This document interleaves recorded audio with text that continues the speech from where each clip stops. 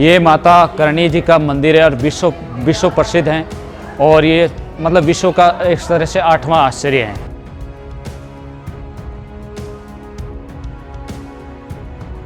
इस मंदिर में जब जो चूहे देख रहे हैं इनको चूहा नहीं कहते, इनको बोलते हैं काबा। काबा का अर्थ होता है करणी माता के बच्चे, करणी बालक। जब भी हम लोगों का डेथ होता है तब हमारा नेक्स्ट रिबोर्न इन काबों के रूप में होता है। ये जो चूहे हैं संसार में कहीं नहीं मिलेंगे। ये करणी माता के यहाँ 2 मंदिर है, एक नैडी जी मंदिर है, ये मैन मंदिर है। दोनों जगह चूहे रहते हैं, इनको बोलते हैं काबा। ये विश्व के लिए एक आश्चर्य है। कुछ बीमारी नहीं होती, कुछ महामारी नहीं होती, इनको यहाँ पूजा जाता है। इनको यहाँ मतलब एक तरह से इनका झूठा खाने से बीमारियाँ ठीक हो जाती है, पानी पीने से, सारे जो काबा पीते हैं इनके झूठन से सब बीमारियाँ कट जाती हैं। ये माता जी के आशीर्वाद स्वरूप हैं।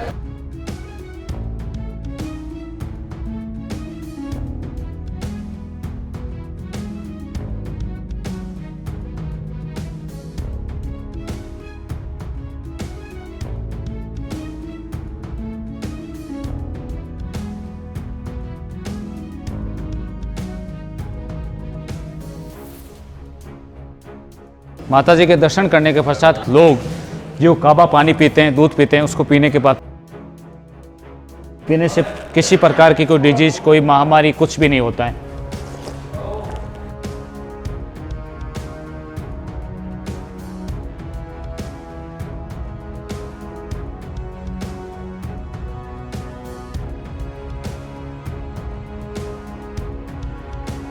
जब भी हमें कुछ बीमारी और कुछ भी होता है तो ये चरणामृत हम पीते हैं, उससे ठीक हो जाते हैं। कोई डिजीज नहीं होती, कोई महामारी होती है, कुछ भी नहीं होती है, सब बीमारियां ठीक हो जाती हैं। इन्हें आशीर्वाद स्वरूप सब भक्त लोग माता जी के दर्शन करते हैं। उसके पश्चात जो काबा पानी पीते हैं उस पानी को हम पीते हैं, ठीक हो जाते हैं। कोई बीमारी नहीं होती, कोई डिजीज नहीं होती, कुछ भी नहीं होता है।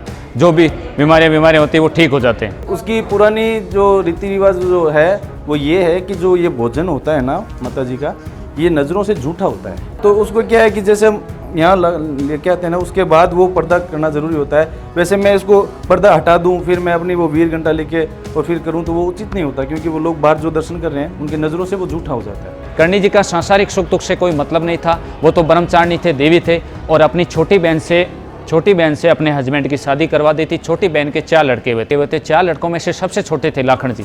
राजस्थान में मतलब 2 जलाशय स्थल है, पहला तो पुष्कर है, दूसरा कोलायत। दोनों जगह कार्तिक पूर्णिमा को मेला लगता है। तो करणी जी ने मना किया था लाखन कहीं जाना मत।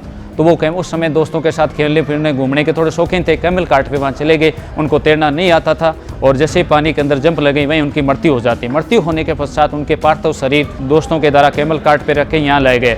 माता जी का ये गर्भगृह यहाँ निज मंदिर और यहीं रहता था पूरा परिवार। तो यहाँ लाते हैं तो लाखन जी की माँ गुलाबबाई, जो उन्होंने बहुत ज़्यादा रुद्र किया। भी आप तो साक्षात नौ दुर्गा भुवनेश्वरी, आपने बीकानेर बसाएं, जोधपुर बसाएं, राजपूतों को जीवन दान दिया है, बहुत सारे चमत्कार किए हैं। आज अपने घर अपने पुत्र की मृत्यु, इसे भी जीवन दान दो। करणी माता ने कहा भाई मैंने भी मानवीय रूप में जन्म लिया है, मैं भी शरीर त्यागनी अपने परिवार के लिए आपने क्या किया है। बहुत ज़्यादा हट करने लगे। तब करणी माता ने कहा नहीं माने, तो करणी माता ने अपने बच्चे को अपने निज हाथों में उठाया। ये माता जी का जो गर्भगृह है, निज मंदिर है, अभी वहाँ अपना पूजा करे, वहाँ बच्चे को ले गए और दरवाज़ा बंद कर लिया। कहा दरवाज़ा खोलना मत, मैं अपने आप खोलूँ। फिर यम लोग धर्मराज यमराज के पास गए, कहा भाई मेरा बेटा जो तुम्हारे पास है दे दो। धर्मराज यमराज कहा भी आप तो साक्षात नौ दुर्गा पार्वती स्वरूपा हो, इससे पहले कोई माँ अपने बेटे को लेने के लिए आप इसे तो ले जाएंगी। आपके 3 लड़के और है, 3 लड़कों में से किसी और की डेथ होगी, 84 लाख योनियों का चक्कर कैसे लगा, जीवन मृत्यु का चक्कर कैसे होगा। तब करणी जी ने कहा भी आज के बाद मुझे भला याद दिला दिया, आज के बाद मेरे बेटे आपके पास नहीं आएंगे, जहाँ मैं रहूँगी वहीं रहेंगे। तब करणी जी ने कहा कि मेरे पास ही रहेंगे और जहाँ मैं रहूँगी वहीं स्वर्ग नरक होगा और मेरे पास ही रहेंगे काबा बनकर। सिर्फ काबा का अर्थ होता है चूहे की आकृति को चुना। ये चूहा नहीं है, सिर्फ इनकी आकृति है, इनको बोलते हैं काबा। काबा का अर्थ होता है करणी माता के बच्चे, करणी बालक। जब भी हम लोगों का डेथ होता है तब हमारा नेक्स्ट रीबोर्न इन काबों के रूप में होता है और इसी मंदिर के अंदर हमारा स्वर्ग और नरक है। ये अंदर की जो इस गुफा है उसमें यही विशेषता है कि जो पत्थर एक दूसरे पर रखे हुए हैं बगैर किसी सपोर्ट के रखे हुए हैं। उस समय तो सीमेंट नहीं थी, लेकिन कुछ तो व्यवस्था थी जिसे वो जुड़े रहते, लेकिन वो भी नहीं है उसके अंदर। ऊपर जो छत है वो लकड़ी की है और वो तकरीबन 500 साल से सेम, कोई खराबी नहीं आई अभी तक। अभी वर्तमान में करणी जी के 4 लड़के थे, देवपौत परिवार और 4 लड़कों का परिवार है। हमारी जाति चारण है और करणी जी के पति का नाम था देपो जी, इसलिए हम देवपौत परिवार है। देवपौत परिवार की जनसंख्या 5000 है। 5000 देवपौत परिवार में से किसी व्यक्ति की डेथ होती है तब हमारा नेक्स्ट रीबोर्न इन कामों के रूप में होता है। इसी मंदिर के अंदर हम जैसे कर्म करते हैं वैसे स्थान मिलते हैं। मैं हूँ माता जी के परिवार से, अगर मेरी डेथ हो जाती है, मैंने जीवन काल में मैंने अच्छे कर्म किए हैं तो मेरी मृत्यु हो जाती है, तो मैं माता जी के माता जी के जो निज मंदिर है, जहाँ माता जी की मूर्ति लगी है, वहीं रहूँगा। अगर मैंने बुरे कर्म किए तो इसी मंदिर प्रांगण में मेरे लिए स्थान है, इस मंदिर में ही मेरे लिए प्रांगण है, और जहाँ मैं रहूँगा वहीं हमारे लिए स्वर्ग नरक इसी मंदिर के अंदर है। जैसा कर्म करते हैं वैसा हमें स्थान मिलता है, इसी मंदिर के अंदर हमारे स्वर्ग नरक है। और वाइट काबा जो हमारे में से अच्छा कर्म करता है वो वाइट काबा बनता है। ये पूरे मंदिर में रेयर 7-8 वाइट काबा हैं, उसे देखना शुभ माना जाता है। माता जी का भी स्वरूप मानते हैं और लोग अपनी विश करते हैं, मनोकामना करते हैं तो पूर्ण होती है।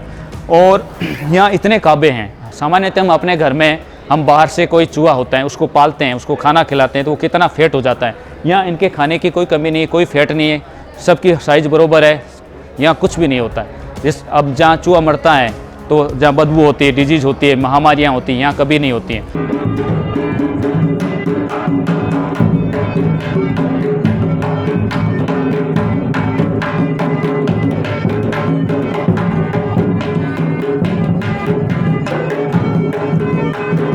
सूरत में बहुत साल पहले फ्लैग फैला था, जहाँ सुअर से बीमारी फैलती है, फ्लैग फैला था। जो फ्लैग से ग्रसित थे, बीमार थे, जो ये माता जी के जो काबा पानी पीते हैं उस पानी को पीते हैं, ठीक हो जाते हैं, कोई डिजीज हो, कुछ बीमारी नहीं होती। तो ये सब चमत्कार हैं। जब भी लोग माता जी के दर्शन करने के पश्चात जो बीमार होते हैं, जो आस्था है माता जी से लगाव हैं, जो माता जी के दर्शन करने के पश्चात जो काबा पानी पीते हैं उस पानी को पीते हैं, डिजीज और कुछ बीमारी और कुछ भी नहीं होता।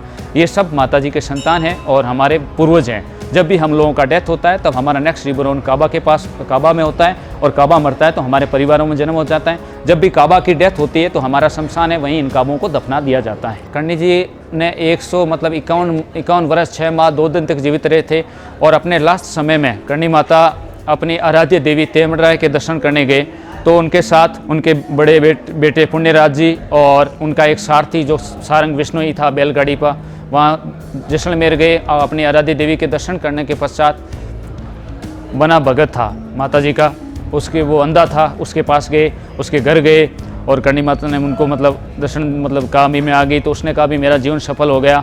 कहा मेरा ये काम करना पड़ेगा। कि क्या आदेश है माता जी? कि मेरी मूर्ति बनानी पड़ेगी। तो मैं तो अंधा हूँ, कैसे बनाऊँ? कि तू जैसे भी मूर्ति बनाने लग जाएगा तो मेरा स्वरूप आ जाएगा, और जैसा स्वरूप बनता है वैसे मेरी मूर्ति बन जाने के पश्चात तू बैलगाड़ी पर रख के सो जाना, मेरी मूर्ति अपने आप मेरे देशनोक पहुँच जाएगी।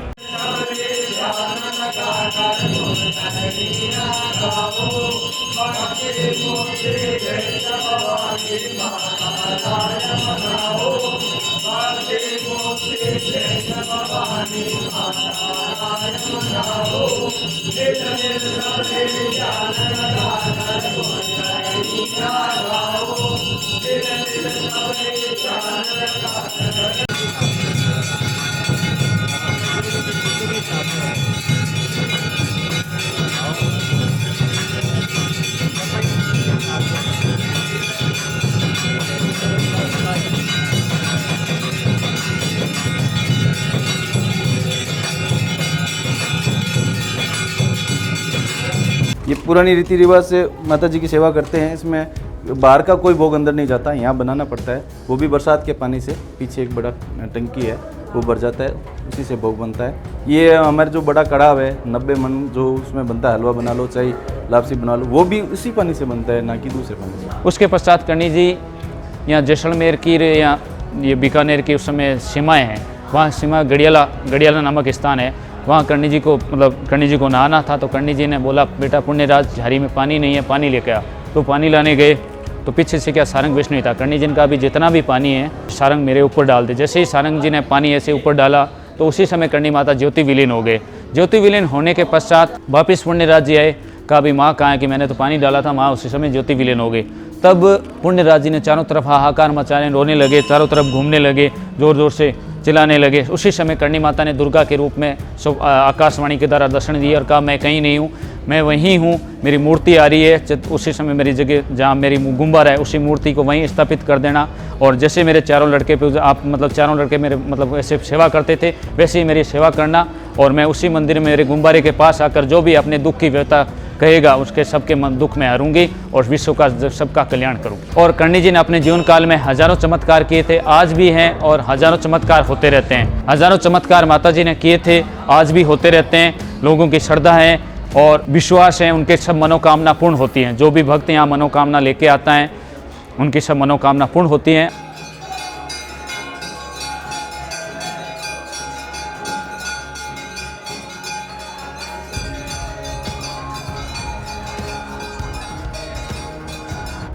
और इसके अंदर और भी बता दूं, जब हम इतनी जोत करते हैं, आप देख रहे हो थोड़ा बहुत काला हो रखा है, तो दिन भर जोत चलती है, भगत करवाते हैं, वो जोत होती है माता जी की, तो इतना धुआं होता है पर कुछ भी अंदर नहीं रहता, सारा बाहर निकल जाता है। और अंदर वैसे ऐसा नहीं कि 2-3 घंटे रुका, नहीं, हैंड टू हैंड ये देखो नीचे से काला हो रखा है। 4 नवरात्रा होते हैं, 2 बड़े नवरात्रे, एक तो आश्विन, एक चैत्र शुक्ल पक्ष और आश्विन शुक्ल पक्ष के 2 नवरात्रि होती हैं, और 2 मतलब गुप्त नवरात्रा होते हैं। मैं चाहती हूँ कि माँ की जो ये भक्ति है, ये भक्ति हर जगह फैले, ना कि राजनीति हो, क्योंकि काफ़ी लोग ऐसे होते हैं जो राजनीति का परिदृश्य लेके इस पे राजनीति करने लग जाते हैं। मैं चाहती हूँ भक्ति का प्रमोशन हो, ना कि राजनीति का प्रमोशन हो।